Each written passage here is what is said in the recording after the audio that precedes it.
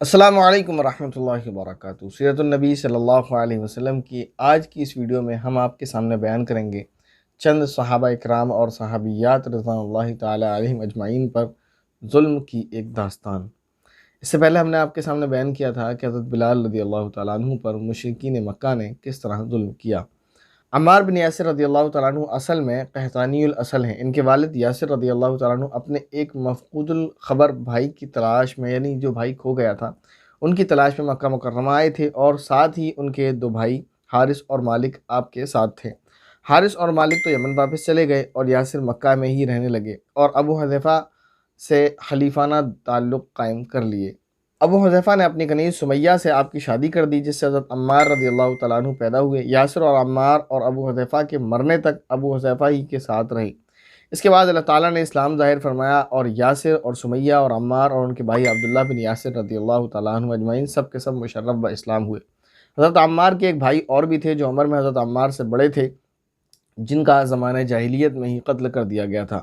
مکہ مکرمہ میں عمار بن یاسر رضی اللہ تعالیٰ عنہ کا کیونکہ کوئی قبیلہ، کوئی خاندان نہ تھا اور کوئی کنبہ نہ تھا جو ان کا حامی اور مددگار ہوتا، اس لیے قریش مکہ نے ان کو بہت سخت تکلیفیں دیں۔ عین دوپہر کے وقت، یعنی بالکل دوپہر کے وقت تپتی ہوئی زمین پر ان کو لٹا دیتے اور اس قدر مارتے کہ بے ہوش ہو جاتے، کبھی پانی میں ڈبکیاں دیتے اور کبھی انگاروں پر لٹاتے۔ اس حالت میں جب نبی کریم صلی اللہ علیہ وسلم حضرت عمار بن یاسر رضی اللہ تعالیٰ عنہ کے پاس سے گزرتے تو ان کے سر پر ہاتھ پھیرتے اور یوں فرماتے: یا نار کونی بردا و سلاما علی عمار کما کنت علی ابراہیم، اے آگ تو عمار کے حق میں ایسے ہی برد و سلام ہو جائے جیسے ابراہیم علیہ السلام پر برد و سلام ہو گئی تھی۔ جب حضرت صلی اللہ علیہ وسلم حضرت عمار اور ان کے والد یاسر اور ان کی والدہ سمیہ کو مبتلا مصیبت دیکھتے تو یہ فرماتے: اے آل یاسر صبر کرو۔ کبھی یہ فرماتے: اللہ تو آل یاسر کی مغفرت فرما، اور کبھی یہ فرماتے کہ تم کو بشارت ہو، جنت تمہاری مشتاق ہے۔ حضرت علی رضی اللہ تعالیٰ عنہ سے مروی ہے کہ میں نے رسول اللہ صلی اللہ علیہ وسلم کو یہ کہتے ہوئے سنا کہ عمار سر سے پیر تک ایمان سے بھرا ہوا ہے۔ حضرت عمار رضی اللہ تعالیٰ عنہ نے ایک مرتبہ قمیص مبارک کو اتارا تو پشت مبارک یعنی پیٹھ پر لوگوں کو سیاہ کالے داغ نظر آئے۔ لوگوں نے دریافت کیا تو یہ فرمایا کہ قریش مکہ مجھ کو تپتے ہوئے سنگریزوں پر لٹا دیا کرتے تھے، یہ داغ اس کے ہیں، اور یہی سلوک آپ کے والد حضرت یاسر اور والدہ سمیہ کے ساتھ کیا جاتا۔ حضرت رسول کریم صلی اللہ علیہ وسلم اور ابوبکر صدیق رضی اللہ تعالیٰ عنہ پر تو مشرکین مکہ کا پورا بس نہ چل سکا کیونکہ ان کی خاندانی وجاہت تھی، اس وجہ سے، لیکن بلال اور خباب اور صہیب اور عمار اور یاسر رضی اللہ تعالیٰ عنہم کو اپنے جور و ستم کا تختہ مشق بنایا ہوا تھا۔ عین دوپہر کے وقت ان حضرات کو لوہے کی زرہیں پہنا کر، یعنی لوہے کی وہ زرات جو سپاہی پہنتے ہیں، دھوپ میں کھڑا کر دیتے تھے۔ ایک روز سامنے سے ابو جہل آ گیا اور حضرت سمیہ رضی اللہ تعالیٰ عنہ کی شرمگاہ میں ایک برچھی ماری، جس سے وہ شہید ہو گئیں۔ طبقات ابن سعد میں صحیح سند کے ساتھ مجاہد رحمۃ اللہ علیہ سے منقول ہے کہ اسلام میں سب سے پہلے شہید حضرت سمیہ رضی اللہ تعالیٰ عنہ ہیں، جو بہت بوڑھی اور بہت ضعیف تھیں۔ ابو جہل جنگ بدر میں جب مارا گیا تو رسول اللہ صلی اللہ علیہ وسلم نے حضرت عمار رضی اللہ تعالیٰ عنہ سے مخاطب ہو کر یہ فرمایا: قاتل اللہ قاتل امک، کہ اللہ تعالیٰ نے تیری ماں کے قاتل کو ہلاک کر دیا۔ اور حضرت یاسر رضی اللہ تعالیٰ عنہ انہی مصائب اور شدائد میں حضرت سمیہ رضی اللہ تعالیٰ عنہ سے پہلے انتقال فرما گئے۔ حضرت صہیب بن سنان رضی اللہ تعالیٰ عنہ اصل اطراف موصل کے رہنے والے تھے۔ آپ کے والد اور چاچا کسریٰ کی طرف سے اللہ کے حاکم تھے۔ ایک بار رومیوں نے اس علاقے پر حملہ کیا۔ صہیب اس وقت بہت چھوٹے عمر کے بچے تھے۔ لوٹ مار میں رومی ان کو پکڑ کر لے گئے۔ یہ بات اچھی طرح سے یاد رکھیں، ایک الزام مسلمانوں پر اور اسلام پر لگایا جاتا ہے کہ اسلام میں سلیوری اور غلامی کا کانسیپٹ ہے، تو یاد رکھیں ابھی اسلام آیا ہی نہیں ہے۔ بات ہو رہی ہے حضرت صہیب رضی اللہ تعالیٰ عنہ کے بچپن کی۔ اسلام کا اعلان تو بعد میں ہوا ہے، نبی کریم صلی اللہ علیہ وسلم نے اعلان نبوت بعد میں کیا ہے، اور رومی ان کو پہلے سے ہی پکڑ کر لے گئے، ان کے علاقے پر حملہ کیا، ان کو پکڑ کر لے گئے، وہیں جوان ہوئے، روم میں رہنے لگے، اسی لیے صہیب رومی کے نام سے مشہور ہوئے۔ بنی کلب میں ایک شخص صہیب کو رومیوں سے خرید کر مکہ لایا۔ مکہ میں عبداللہ بن جدعان نے خرید کر آزاد کر دیا، یعنی یہ دیکھیں ان کو ان کے گھر سے، ان کے علاقے سے، جبکہ وہ ایک حاکم کے بھتیجے تھے، وہاں سے ان کو جو ہے حملہ کر کے، لوٹ مار کر کے ان کو پکڑ کر لے جایا گیا، پھر ان کو غلام بنایا گیا اور غلام بنا کر ان کو بیچ دیا گیا، اور بنی کلب کے ایک شخص نے ان کو خرید کر مکہ مکرمہ میں وہ لے کر آئے، اور وہاں سے پھر مکہ مکرمہ سے ایک صحابی حضرت عبداللہ بن جدعان نے ان کو خرید کر آزاد کر دیا۔ جب رسول اللہ صلی اللہ علیہ وسلم نے دعوت اسلام شروع فرمائی تو صہیب اور عمار ایک ہی وقت میں دار ارقم میں حاضر ہو کر مشرف اسلام ہوئے۔ حضرت عمار رضی اللہ تعالیٰ عنہ کی طرح مشرکین مکہ نے حضرت صہیب کو بھی بری طرح سے تکلیفیں پہنچائی ہیں۔ جب ہجرت کا آپ نے ارادہ فرمایا تو قریش مکہ نے یہ کہا کہ اگر تم اپنا سارا سامان، اپنی پراپرٹی، اپنی مال و دولت یہاں چھوڑ کر جاؤ گے تو ہجرت کرنے دے سکتے ہیں، تو یہاں سے جا سکتے ہو، اور اگر یہ سوچو کہ یہاں سے مال لے کر اپنا سب لے کر جاؤ گے تو مکان تو کوئی لے جا ہی نہیں سکتا، اپنا مال بھی اگر لے کر جانا چاہو گے تو نہ تم جاؤ گے نہ تمہارا مال، ورنہ نہیں۔ حضرت صہیب رضی اللہ تعالیٰ عنہ نے منظور کر لیا اور حطام دنیا پر لات مار کر ہجرت فرمائی، مدینہ منورہ پہنچے اور آپ کی خدمت میں تمام واقعہ بیان کیا تو آپ نے فرمایا صہیب نے اس بیع میں خوب نفع کمایا۔ یہ اس لیے ان کو تسلی دینے کے لیے بھی، اور حقیقت یہی ہے کہ دنیا والے اور کفار دنیا کو دیکھتے ہیں اور مومن اللہ کی طرف نظر کرتا ہے۔ بہرحال کہ دنیا فانی کو چھوڑ کر باقی کو اختیار کیا، یعنی فانی دنیا یہ ہے جو ختم ہونے والی ہے، اور باقی دنیا وہ ہے جو ہمیشہ ہمیش کی ہے۔ اور حق جل شانہ نے اس بارے میں یہ آیت نازل فرمائی، وَمِنَ النَّاسِ مَن يَشْرِي نَفْسَهُ ابْتِغَاءَ مَرْضَاتِ اللَّهِ وَاللَّهُ رَءُوفٌ بِالْعِبَادِ، اور بعض لوگ ایسے بھی ہیں کہ اپنی جان کو فروخت کر دیتے ہیں محض اللہ کی رضا مندی کی طلب میں، اور اللہ تعالیٰ اپنے بندوں پر مہربان ہے۔ اور ایک روایت میں یہ ہے کہ آپ نے بار بار یہ کلمات فرمائے، صہیب نے خوب نفع کمایا، صہیب نے خوب نفع کمایا۔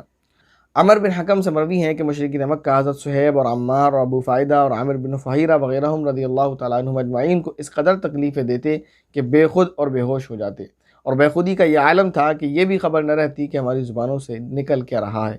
اس پر یہ آیت اللہ رب العزت نے نازل فرمائی، ثم ان ربک للذین ہاجروا من بعد ما فتنوا ثم جاہدوا وصبروا ان ربک من بعدها لغفور رحیم، تحقیق کی طرح پروردگار ان لوگوں کے لیے جنہوں نے طرح طرح کے مصائب اور فتنوں کے بعد ہجرت کی، پھر جہاد کیا اور صبر کیا، ان باتوں کے بعد تیرا رب ان کی مغفرت کرنے والا اور ان پر رحم کرنے والا ہے۔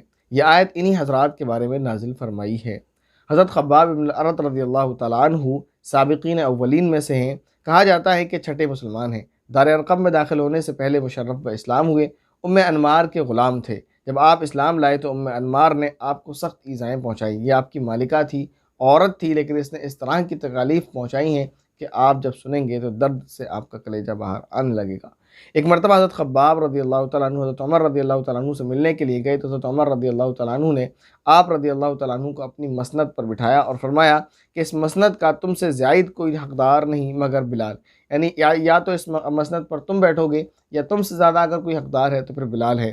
اس پر خباب رضی اللہ تعالیٰ عنہ نے عرض کیا کہ اے امیر المؤمنین، بلال بھی مجھ سے زیادہ مستحق نہیں ہے۔ کیوں؟ اس لیے کہ ان شدائد و مصائب میں بعض مشرکین مکہ بلال کے تو حامی اور ہمدرد تو تھے مگر میرا کوئی بھی حامی نہ تھا۔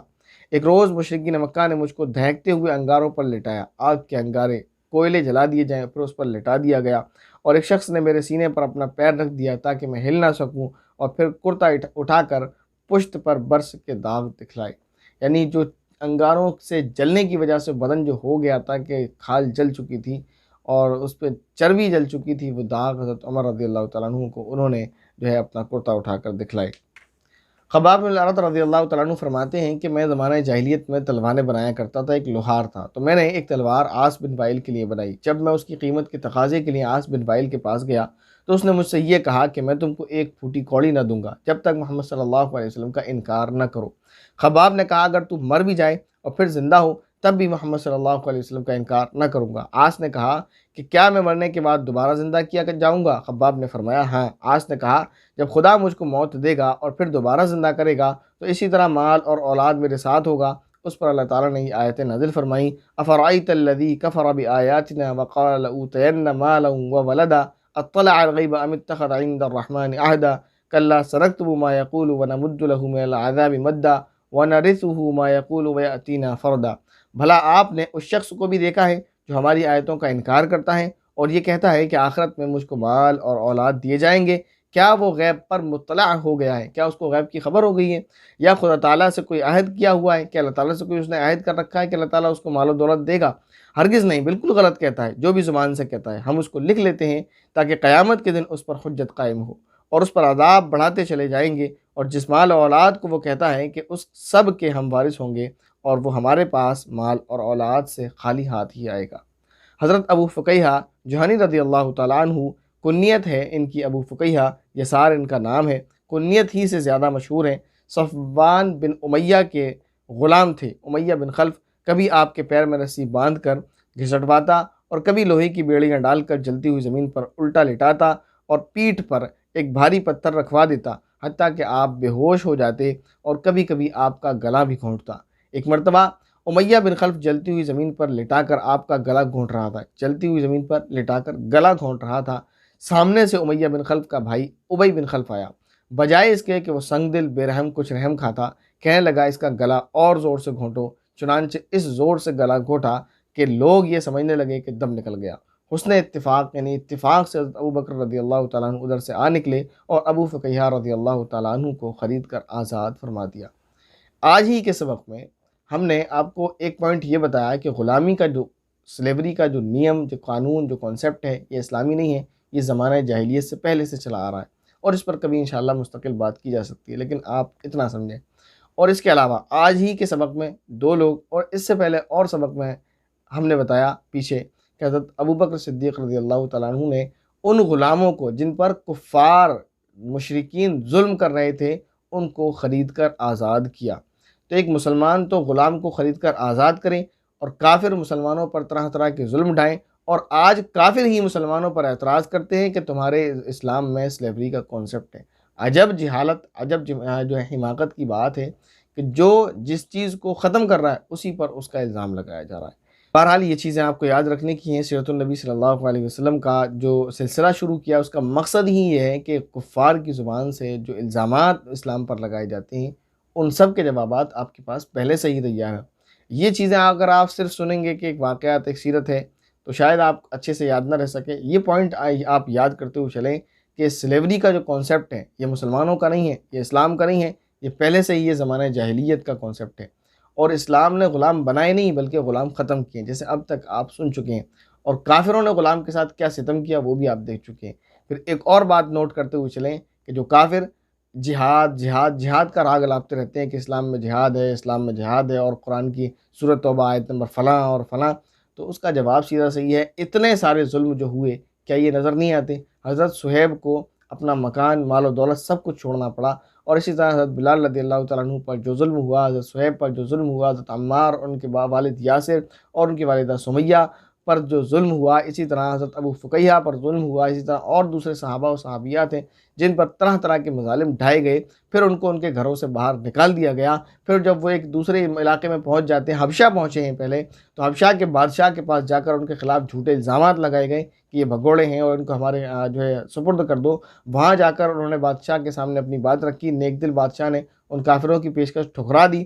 پھر وہ وہاں سے ہجرت کر کے مدینہ المنورہ پہنچے ہیں جہاں رسول اللہ نے ریاست مدینہ کا قیام کیا ہے۔ وہاں پر بھی پھر انہوں نے پیچھا کیا اور وہاں پر بھی طرح طرح کی سازشیں کی، حملہ کیا، اور وہاں کے یہودیوں سے مل کر جو ہے رسول اللہ صلی اللہ علیہ وسلم اور صحابہ کو نعوذ باللہ قتل کرنا چاہا، ختم کرنا چاہا۔